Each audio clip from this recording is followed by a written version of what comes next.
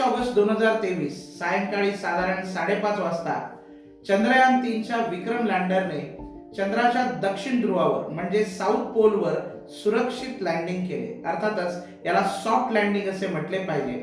आणि जगभरात एकाच विषयाची चर्चा होऊ लागली, ती म्हणजे भारताचे mission Chandrayaan 3. Chandrayaan We have achieved soft landing on the moon. India is on the moon. Sir, आप अपनी स्क्रीन पे देख सकते हैं कि हम lander module People are applauding. Let us all wait to hear from the Secretary Department of Space and Chairman ISRO, Shri S. Somnath.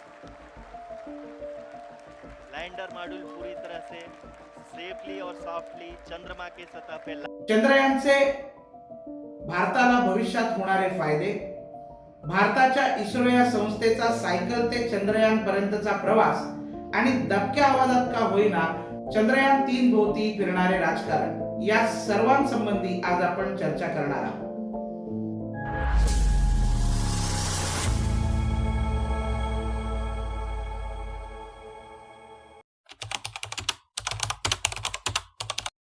Chandrayaan 3 वर माहिती घेण्या अगोदर तुमच्या माझ्या मनात येणाऱ्या पहिल्या प्रश्नाचे उत्तर शोधण्याचा आपण प्रयत्न करू. तो म्हणजे नेमकी अंतराळ संशोधनाची आणि त्यातल्या त्यात चंद्राच्या संशोधनाची आपल्याला खरोखरच गरज आहे का? आणि भारतासारख्या देशाला हे असे महागडे प्रयोग परवडणारे आहेत का? मित्रांनो, अंतराळ संशोधनाचे होणारे फायदे, एखाद्या समाजाला किंवा देशाला होणारे फायदे याबद्दल जर बोलायचे झाले तर मला एक स्वतंत्र 1 तासाचा साधारण व्हिडिओ करावा लागेल. पण त्यातल्या त्यात काही महत्वाच्या गोष्टी तरी इथे अधोरेखित मला करता येतील. क्रमांक 1, अंतराळ संशोधनातून जगाची आणि त्यातल्या त्यात पृथ्वीची उत्पत्ती नेमकी झाली तरी कसे याचे संशोधन आपल्याला करता येते. आपल्या सौरमालेमध्ये काही ग्रह आहेत, त्यांचे अनेक उपग्रह देखील आहेत. पण आपल्याला माहिती आहे का, या अंतराळात अशा लाखो सौरमाला आहेत आणि निदान कोणत्या ना कोणत्या सौरमालेतील कोणत्या ना कोणत्या ग्रहावर किंवा उपग्रहावर आपल्यासारखी म्हणजेच पृथ्वीसारखी मनुष्य वस्ती किंवा प्राण्यांची वस्ती असेल असा संशोधकांचा अंदाज आहे. आणि त्यामुळे अंतराळ संशोधनाला एक वेगळे महत्व आहे. अंतराळ संशोधनातूनच कृत्रिम उपग्रह म्हणजे सॅटेलाइट सारख्या गोष्टी शक्य आहेत. सॅटेलाइटमुळे पृथ्वीच्या हवामानामध्ये होणारे बदल, नैसर्गिक आपत्तीच्या वेळेला आपत्ती व्यवस्थापनामध्ये देखील आपल्याला जे अंदाज लागतात ते सॅटेलाइटमुळे मिळतात. तसेच सॅटेलाइट कम्युनिकेशनमुळे इंटरनेट असेल, टेलिव्हिजन असेल, इन्फॉर्मेशन टेक्नॉलॉजी असेल, या सगळ्या गोष्टींमध्ये जो जमीन आसमानाचा फरक पडलेला आहे त्याला देखील सॅटेलाइट हेच एक महत्त्वाचे कारण आहे. क्रमांक 4, अंतराळ संशोधन ही तब्बल 13 अब्ज डॉलर्स म्हणजे भारतीय अर्थव्यवस्थेच्या दृष्टिकोनातून सांगायचे झाल्यास कित्येक लक्ष कोटी रुपयांची इंडस्ट्री आहे. आणि भारतासारख्या विकसित होऊ घातलेल्या देशाला जर त्या इंडस्ट्रीतील 20% इतका जरी वाटा घेता आला तरी भारताच्या प्रगतीचा वेग नक्कीच वाढू शकेल. 5, अंतराळातील ग्रहांवर आणि उपग्रहांवर असणारी संसाधने मानवतेच्या भल्यासाठी उपयुक्त ठरू शकतात आणि त्यांचा अभ्यास करण्यासाठी अंतराळ संशोधन महत्त्वाचे आहे. 6, भविष्यामध्ये कदाचित अंतरिक्ष पर्यटन ही एक स्वतंत्र आणि खूप मोठी इंडस्ट्री होऊ शकते आणि त्याच्यासाठी देखील अंतराळ संशोधन फार महत्त्वाचे ठरते. अंतराळ संशोधनामध्ये विशिष्ट देशाची सुरक्षा प्रणाली देखील मजबूत होते. काही देशांनी अर्थात USSR असेल, चायना असेल किंवा अमेरिका असेल यांनी तर अंतराळात स्वतःची स्पेस डिफेन्स सेंटर देखील बनवली आहे. 8, अंतराळ संशोधनामध्ये केलेल्या महत्त्वाच्या कामामुळे जगातील विकसनशील आणि विकसित देशांशी चांगले संबंध प्रस्थापित होतात. याचे एक उत्तम उदाहरण म्हणजे 2 वर्षापूर्वी भारताने एकाच वेळेला तब्बल 104 सॅटेलाइटचे प्रक्षेपण केले होते आणि त्यामध्ये 20हून अधिक देशांनी सहभाग घेतला होता. अर्थात या देशांनी फक्त सहभाग घेतला नव्हता तर भारताच्या टेक्नॉलॉजीवर त्यांनी तो दाखवलेला एक विश्वास होता. 9. देशाची टेक्नॉलॉजीच्या क्षेत्रातील प्रगती जगासमोर आल्यामुळे परदेशी गुंतवणूक देशामध्ये येण्यासाठी त्याचा सकारात्मक परिणाम होतो. आणि चंद्रयान 3च्या सक्सेसफुल लँडिंग नंतर काल सेन्सेक्सनी घेतलेली उसळी हे स्पष्ट करणारं एक उदाहरण आहे. आता या सगळ्या कारणांवरून अंतराळ संशोधन आणि विशेषतः पृथ्वीच्या उपग्रह असणाऱ्या चंद्राचे संशोधन म्हणजे लुनार रिसर्च किती महत्वाचे आहे हे आपण समजून घेऊ शकतो.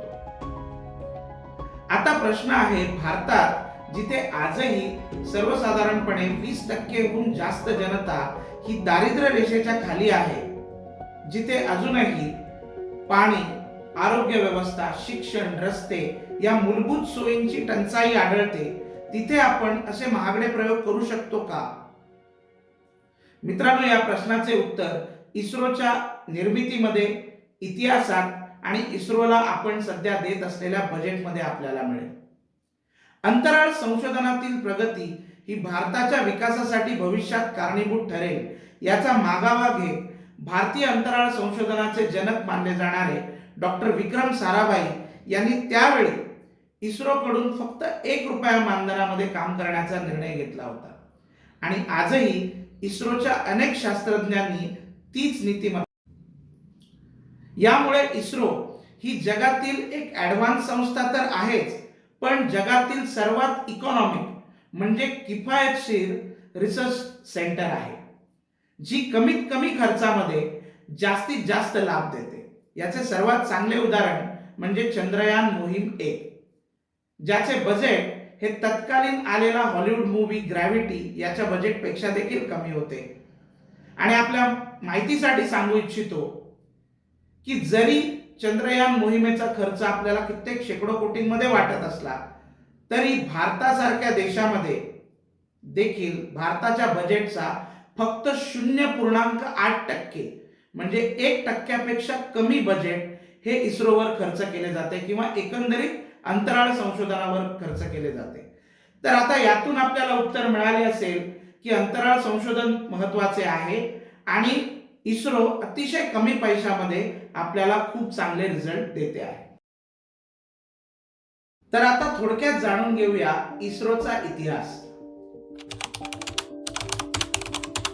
इस्रो म्हणजे इंडियन स्पेस रिसर्च ऑर्गनायझेशन हे भारतीय अंतराळ संशोधन संस्था आहे. भारताचे पहिले पंतप्रधान पंडित जवाहरलाल नेहरू यांनी आपल्या कार्यकालामध्ये 2ऱ्या आणि 3ऱ्या पंचवार्षिक योजनांमध्ये अंतराळ संशोधनाचा विचार मांडला होता. अर्थातच डॉक्टर विक्रम साराभाई किंवा डॉक्टर सतीश धवन यांच्यासारखे शास्त्रज्ञ विदेशातील मोठमोठ्या नोकऱ्या नाकारून भारतात अंतराळ संशोधनाची प्रगती व्हावी यासाठी प्रयत्न करत होते. आणि त्यातूनच 1963 साली जन्म झाला national committee for space research म्हणजे इन्कोस्पार याचा.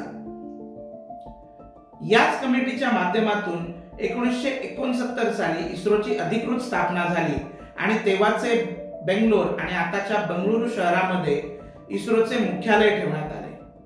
त्यानंतर 6 वर्षांनी 1975 साली भारताने आर्यभट्ट नावाचा पहिला कृत्रिम उपग्रह म्हणजे सॅटेलाइट लॉन्च केला आणि भारत जगात केवळ 9 देशांपैकी एक बनला ज्याच्याकडे स्वतःचे हक्काचे सॅटेलाइट होते. त्यानंतर 1983 साली इस्रोने रोहिणी नावाचे आपले सॅटेलाइट लॉन्च केले आणि विशेषतः पहिल्यांदा SLV-3 म्हणजेच सॅटेलाइट लॉन्चिंग व्हेइकल 3 याचा वापर करण्यात आला होता. स्वतःची सॅटेलाइट लॉन्चिंग व्हेइकल असणाऱ्या मोजक्या देशांमध्ये भारताचे नाव आता घेतले जात होते.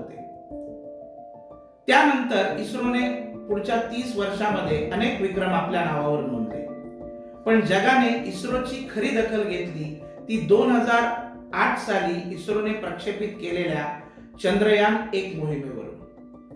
तोपर्यंत खरं तर चंद्रावर अनेक देशांनी मोहिमा काढल्या होत्या. 1959 साली रशियाने लुना 2 नावाची आपली पहिली चंद्रावरची मोहीम यशस्वी केली आणि लगेच दुसऱ्या वर्षी अमेरिकेने देखील आपली चंद्रावरची मोहीम यशस्वी करून दाखवली. तिथून पुढे साधारण 30 वर्षे USSR म्हणजे आताचा रशिया आणि अमेरिका याच्यामध्ये स्पेस रेस म्हणजे एक शीतयुद्ध तेही अंतरिक्ष संशोधनाबद्दल चालू होते आणि ही स्पर्धा अख्ख्या जगाने पाहिली. चंद्रावर पहिला रोवर क्राफ्ट किंवा रोबोट पाठवण्याचा पहिला मान देखील रशियाला मिळाला. परंतु चंद्रावर पहिला माणूस पाठवण्याच्या स्पर्धेत मात्र अमेरिकेने बाजी. आपणा सर्वांना नील आर्मस्ट्रॉंग हे नाव परिचित आहेच. अमेरिकेच्या सुप्रसिद्ध नासा संस्थेच्या अपोलो या मिशन अंतर्गत चंद्रावर पहिल्यांदा माणूस पाठवण्यात आला आणि पहिला माणूस ठरला नील आर्मस्ट्रॉंग. तिथून आजपर्यंत म्हणजे 1972 सालापर्यंत अमेरिकेकडून अनेक चंद्र मोहिमा काढल्या गेल्या, ज्यामध्ये काही ॲस्ट्रॉनॉट देखील पाठवले गेले, म्हणजे अंतराळवीर देखील पाठवले गेले. आतापर्यंत त्यामध्ये 12 जणांचा सहभाग आहे आणि हे 12ही जण नासा या संस्थेचे आहेत. सर्वसाधारणपणे चंद्रावर पाठवल्या जाणाऱ्या मोहिमा या 4 प्रकारच्या असतात. क्रमांक 1, fly by mission. Fly by mission जिथे पाठवलेले सॅटेलाइट हे चंद्राच्या आजूबाजूने जाऊन जितकी शक्य असतील तितकी छायाचित्रे पृथ्वीवर पाठवते. दुसऱ्या प्रकारचे मिशन असते ते इम्पॅक्ट मिशन, जिथे सॅटेलाइट चंद्राच्या ऑर्बिटमध्ये गेल्यानंतर एका पेलोडने चंद्राच्या पृष्ठभागावर एक इम्पॅक्ट केला जातो. चंद्राच्या पृष्ठभागावर ते आपटले जाते आणि तिथून माहिती जमा केली जाते. तिसऱ्या प्रकारचे मिशन असते ते रोवर क्राफ्ट मिशन, ज्याला सॉफ्ट लँडिंग मिशन असे देखील म्हटले जाते, ज्यामध्ये चंद्राच्या पृष्ठभागावर हळुवारपणे उतरून यांत्रिक रोबोट, ज्याला रोवर असे म्हटले जाते, त्याच्या सहाय्याने माहिती गोळा केली जाते. आणि चौथ्या प्रकारचे मिशन असते ते म्हणजे ॲस्ट्रॉनॉट मिशन, ज्यामध्ये सॅटेलाइटच्या सहाय्याने किंवा रॉकेटच्या सहाय्याने अंतराळवीर प्रत्यक्ष चंद्राच्या पृष्ठभागावर उतरून माहिती जमा. 2008 साली भारताने केलेले चंद्रयान 1 मिशन हे एक इम्पॅक्ट मिशन होते, ज्यामध्ये सर्वप्रथम जगाला आश्चर्यकारक अशी माहिती भारताने दिली, ती म्हणजे चंद्राच्या पृष्ठभागावर पाण्याचे अवशेष असल्याची माहिती. त्यामुळे भारताला जगभरातून बरेच प्रोत्साहन देखील मिळाले आणि बऱ्याच राष्ट्रांमध्ये या गोष्टीवर अधिक संशोधन करण्याची एक स्पेस रेस म्हणजे स्पर्धा सुरू झाली. तोपर्यंत फक्त 4 राष्ट्रांनीच अशा प्रकारचे इम्पॅक्ट मिशन यशस्वीपणे केले होते. ते म्हणजे अमेरिका, तेव्हाचे सोव्हिएत युनियन म्हणजे आताचे रशिया, जपान आणि युरोपियन युनियन. म्हणजे चंद्रयान 1 नंतर देखील भारत तब्बल 5वा देश ठरला होता ज्याने यशस्वीरित्या इम्पॅक्ट लँडिंग केले होते. त्यानंतर आतापर्यंत इस्रायल, चीन अशा बऱ्याच देशांनी इम्पॅक्ट लँडिंग यशस्वीपणे केले आहे. परंतु त्याच्या एक पाऊल पुढे जात भारताचा कट्टर प्रतिस्पर्धी असलेला आपल्या शेजारी चीनने हजारो डॉलर खर्च करत एक यंत्रणा उभी केली आणि जरी इम्पॅक्ट लँडिंगची स्पर्धा तो भारतासोबत हरला असला, म्हणजे 2008 साली मी जसे म्हणालो तसे चंद्रयान 1 ने भारताने इम्पॅक्ट लँडिंग यशस्वी केले, पण 2009 मध्ये चीनने देखील इम्पॅक्ट लँडिंग यशस्वी करून दाखवले. पण 2013 आणि 18 मध्ये चीनने चंद्राच्या उत्तर ध्रुवावर म्हणजे नॉर्थ पोलवर यशस्वीपणे सॉफ्ट लँडिंग करून दाखवले. अर्थात चीनच्या या नॉर्थ पोल लँडिंगमुळे त्यांच्या संशोधनाचा जगाला किती फायदा झाला हा एक वादाचाच मुद्दा आहे. पण त्यामुळे लवकरात लवकर सॉफ्ट लँडिंग करणे हे भारतासाठी फार प्रतिष्ठेचे बनले होते आणि यातूनच जन्म झाला तो चंद्रयान मिशन 2चा. भारताकडून 2019 साली चंद्रयान 2 प्रक्षेपित करण्यात आले. परंतु 6 सप्टेंबर 2019 ला जेव्हा चंद्रयान 2चा लँडर विक्रम हा चंद्राच्या दक्षिण ध्रुवावर सॉफ्ट लँडिंग करण्याचा प्रयत्न करत होता, तेव्हा चंद्राच्या पृष्ठभागापासून केवळ 400 मीटर अंतरावर त्याचा स्फोट झाला. नोव्हेंबर 2019 मध्ये इस्रोने जाहीर केलेल्या रिपोर्टमध्ये तसे स्पष्ट करण्यात आले. आपल्या सर्वांच्या स्मरणात तत्कालीन इस्रोचे अध्यक्ष डॉक्टर के सिवन भारताचे पंतप्रधान श्री नरेंद्र मोदी यांच्या खांद्यावर डोके ठेवून रडत असल्याचे चित्र आपल्या स्मरणात असेलच. कारण त्या घटनेकडे संपूर्ण भारताची तब्बल 1.5 अब्ज जनता ही अपेक्षेने बघत होती. पंतप्रधानांनी जाहीररित्या इस्रोच्या संपूर्ण टीमला प्रोत्साहन दिले, त्यांचे अभिनंदन केले आणि आपण परत एकदा जोमाने ही मोहीम यशस्वी करून दाखवू असे देखील सांगितले. खरं तर चंद्रयान 2 ही मोहीम देखील शास्त्रज्ञांनी खूप मेहनतीने आखली होती. पण इस्रोच्या माहितीनुसार चंद्रयान 2 अयशस्वी झाली त्याचे कारण शेवटच्या काही मिनिटांमध्ये झालेले सॉफ्टवेअर फेल्युअर. खरं तर त्या व्यतिरिक्त तज्ञांच्या मते काही इतर कारणे देखील देता येतील. जशी चंद्रयान 2 ची पेलोड कॅपॅसिटी ही चंद्रयान 3 पेक्षा कमी होती. मी सांगू इच्छितो, पेलोड कॅपॅसिटी म्हणजे वजन घेऊन जाण्याची क्षमता. अर्थातच फ्युएल किंवा इंधन कॅरी करण्याची क्षमता कमी असल्यामुळे लँडिंगचा अचूक डिसिजन चंद्रयान 2 ला फार कमी वेळेत घेणे गरजेचे होते. याशिवाय चंद्रयान 2 ला लँडिंगसाठी किंवा लँडिंगचा निर्णय घेण्यासाठी जो रिजन देण्यात आला होता त्याची मर्यादा 500 बाय 500 स्क्वेअर मीटर इतकी होती. म्हणजेच त्या जागेत चंद्रयान 2 चे लँडिंग करणे आवश्यक होते. त्याच्या तुलनेमध्ये चंद्रयान 3 साठी ही मर्यादा तब्बल 40 पटीने वाढून 4 बाय 4 स्क्वेअर किलोमीटर इतकी करण्यात आली आहे आणि चंद्रयान 3 च्या यशामध्ये या गोष्टीचा देखील सहभाग आहे.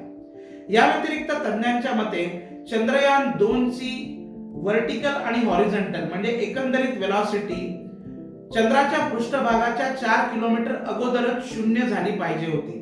परंतु चंद्राच्या 1 किलोमीटर पर्यंत येईपर्यंत देखील त्याची वेलॉसिटी म्हणजे त्याचा वेग हा साधारण 212 किलोमीटर प्रति तास इतका होता आणि हे देखील चंद्रयान 2 च्या फेल्युअरचे एक महत्त्वाचे कारण मानले जाते. कारण हा वेग कमी करण्यासाठी चंद्रयान 2 ला जी मुवमेंट करणे किंवा ज्या हालचाली करणे अपेक्षित होते त्या सर्वाचा डिसिजन हा सॉफ्टवेअरद्वारे घेतला जात होता आणि ते सॉफ्टवेअर फेल झाल्यामुळे चंद्रयान 2 ला तसे डिसिजन घेता आले नाहीत, तशा हालचाली करता आल्या नाहीत आणि शेवटी चंद्रयान 2 चा विक्रम लँडर हा अयशस्वी झाला.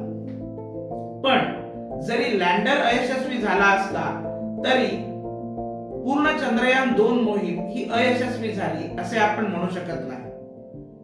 कारण चंद्रयान 2 सोबत आपण पाठवलेले ऑर्बिटल सॅटेलाइट हे अजूनही चंद्राच्या भोवती चंद्राच्या कक्षेमध्ये फिरत आहे आणि चंद्रासंदर्भात आपल्याला माहिती देखील देत आहे. चंद्रयान 3 मध्ये चंद्रयान 2 मध्ये राहिलेल्या सर्व कमतरतेविषयी बारकाईने विचार करण्यात आला. पाकिस्तानचे तेव्हाचे परराष्ट्र मंत्री श्री फवाद चौधरी यांनी तर भारताची फार टिंगल केली होती. तसेच पाकिस्तान, चीन, अगदी आपला हितशत्रू अमेरिका यांच्याकडून देखील सोशल मीडियावर मोठ्या प्रमाणात मेम्स चालवले गेले होते. पण अशा किरकोळ टीकांना भीक न घालता भारताने चंद्रयान 3 चे नियोजन अतिशय व्यवस्थित केले आणि तब्बल 3.5 वर्षाच्या कठोर परिश्रमानंतर चंद्रयान 3 यशस्वी करून दाखवले. घाई गडबडीत 6 महिन्यात किंवा 1 वर्षात किंवा दुसऱ्या राष्ट्रांच्या टीकेला महत्त्व देऊन जर भारताने अजून एक अयशस्वी मोहीम केली असती तर कदाचित भारताची अजून नाचक्की झाली असती. म्हणूनच मी म्हटले की 3.5 वर्षाच्या कठोर परिश्रमानंतर शास्त्रज्ञांनी हे यश आपल्याला मिळवून दिले आहे.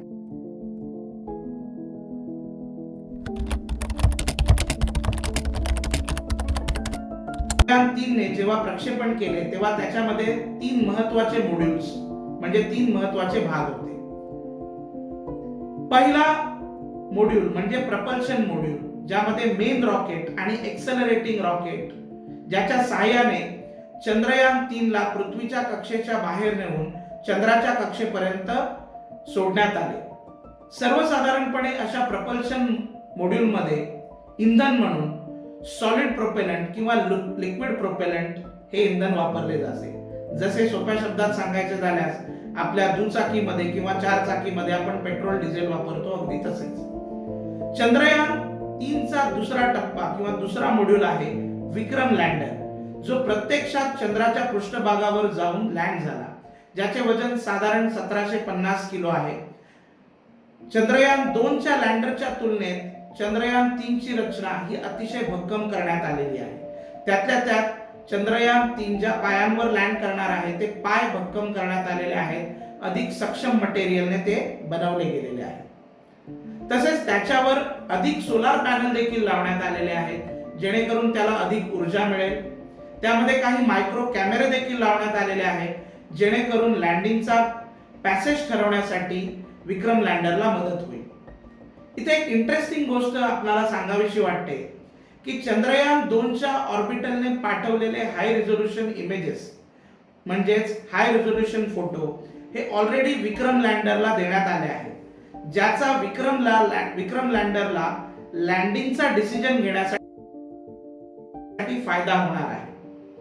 तसेच विक्रम लँडरची पेलोड कॅपॅसिटी म्हणजे इंधन कॅरी करण्याची क्षमता ही वाढवण्यात आलेली आहे. कारण विक्रम लँडरला साऊथ पोलवर लँड करायचं आहे, जिथे त्याला माहिती जमा करण्यासाठी एक लुनार दिवस म्हणजे पृथ्वीचे साधारण 29 दिवस मिळणार आहे. कारण चंद्राचा एक दिवस हा 2 आठवड्यांचा असतो, पृथ्वीच्या 2 आठवड्यांचा असतो आणि चंद्राची एक रात्र ही पृथ्वीच्या 2 आठवड्यांची असते. अर्थातच विक्रमला तेव्हाच लँड करता येईल जेव्हा चंद्रावर दिवस असणार आहे. कारण जेव्हा चंद्रावर रात्र असते त्यावेळी चंद्राचे तापमान हे -232 डिग्री सेल्सिअस -232 डिग्री सेल्सिअस इतके कमी होते, ज्यामध्ये कुठलंही इंधन चालू शकत नाही, ज्यामध्ये कुठलीही यंत्रणा काम करू शकत नाही. त्यामुळेच इस्रोचे सध्याचे अध्यक्ष आणि या प्रोजेक्टचे सर्वेसर्वा डॉक्टर एस सोमनाथ यांनी मीडियाशी बोलताना स्पष्ट केले आहे की जर 23 आणि 24 ऑगस्टला विक्रम लँड झाले नसते तर अजून 1 महिना आपण विक्रम लँडरला चंद्रासभोवती फिरता ठेवू शकलो असतो. इतके इंधन आम्ही अगोदरच त्याच्यामध्ये देऊन ठेवले होते. म्हणजे इतका बारीक विचार या वेळेला आपल्या शास्त्रज्ञांनी केलेला होता. पण ठरल्याप्रमाणे 23 ऑगस्ट 2023 ला आपण सर्वांनी या ऐतिहासिक क्षणाला अनुभवलं, ज्यावेळी विक्रमने जगाच्या इतिहासात पहिल्यांदा चंद्राच्या दक्षिण ध्रुवावर म्हणजे साऊथ पोलवर सॉफ्ट लँडिंग केले. चंद्रयानचा तिसरा आणि महत्वाचा मॉड्यूल म्हणजे विक्रमच्या आत असलेलं प्रज्ञान नावाचं रोवर. अर्थात रोवर म्हणजे काय तर एक आधुनिक रोबोट जो विक्रम मधून बाहेर पडून पुढचे 2 आठवडे म्हणजे पृथ्वीचे 14 दिवस किंवा चंद्राचा एक लुनार दिवस चंद्राच्या पृष्ठभागावर फिरून माहिती जमा करणार आहे. या प्रज्ञान रोवरचे वजन साधारण 26 किलो इतके आहे. तसेच त्याच्यामध्ये आधुनिक सोलार पॅनल देखील लावल्या जाणार आहेत, ज्याच्या सहाय्याने तो साधारण 12 व्होल्ट पर्यंत ऊर्जा प्राप्त करू शकतो आणि त्याच्या मदतीने तो पुढे हालचाल करू शकतो. प्रज्ञान रोवरवर काही यंत्रणा देखील लावण्यात आलेल्या आहेत. त्यापैकी 2 महत्वाच्या यंत्रणा म्हणजे LIBS अर्थात लेझर इंड्युस्ड ब्रेकडाऊन स्पेक्ट्रोस्कोप, जो चंद्राच्या पृष्ठभागावरील मातीचा अभ्यास करून त्यामध्ये पाणी तथा कोणकोणते मिनरल्स आहेत याचा शोध घेईल. प्रज्ञानवर असलेले दुसरे महत्वाचे इन्स्ट्रुमेंट किंवा व्यवस्था म्हणजे APX अर्थात अल्फा पार्टिकल एक्सप्रेस स्पेक्ट्रोमीटर, जो चंद्राच्या पृष्ठभागावर असलेल्या बर्फांचा आणि खडकांचा अभ्यास करेल आणि त्यातून पाण्याचे संशोधन किंवा इतर मिनरल्सचे संशोधन करेल. प्रज्ञान रोवर आपल्या चाकांच्या मदतीने फक्त 1 सेंटीमीटर प्रति सेकंद इतक्या कमी वेगाने हा सगळा प्रवास आणि अभ्यास करणार आहे. आणि प्रज्ञानचा अभ्यास चालू असताना विशेषतः विक्रम लँडरवर लावलेल्या कॅमेऱ्याने त्याची छायाचित्रे जर मोहीम ठरल्याप्रमाणे चालू असेल तर इस्रो लवकरच जाहीर करेल अशी आपल्याला अपेक्षा आहे. खरोखरच चंद्रयान 3 मोहीम ही भारताची आतापर्यंत सर्वात महत्वाची अंतराळ मोहीम आहे, यात शंका नाही.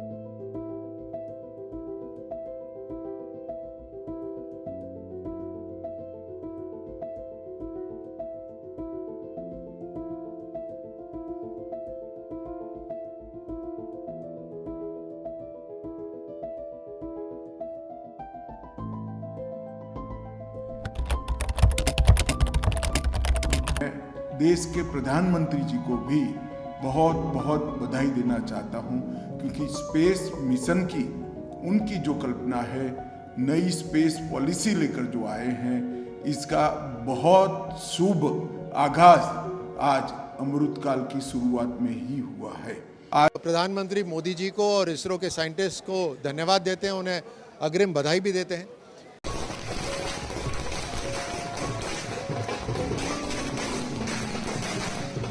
दीप उतारने का उन्होंने सफल प्रयास है और हमें तो ईश्वर से यही प्रार्थना करते हैं कि वो सफल हो। लेकिन इसमें साथ साथ ये भी है कि समाचार पत्रों में खबरें आ रही कि जिन वैज्ञानिकों ने सब काम किया है उनकी 17 महीने से वेतन उनको नहीं मिल पाया है। इस बात का भी ध्यान प्रधानमंत्री जी को देना चाहिए।